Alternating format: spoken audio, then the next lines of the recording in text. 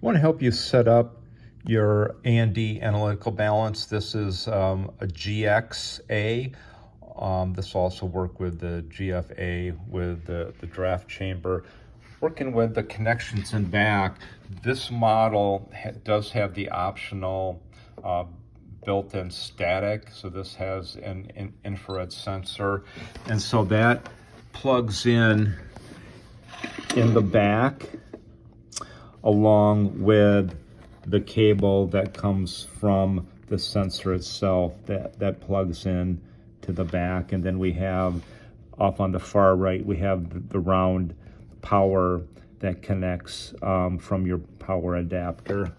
And then once those connections are made, you can gently place the draft chamber, and just need to make sure that the locking tab, that the tab actually goes under the stainless steel plate here. And once you have that, gently place the pan and the pan ring, and then you can use the two front feet to adjust the bubble level to make sure that the level is in the center.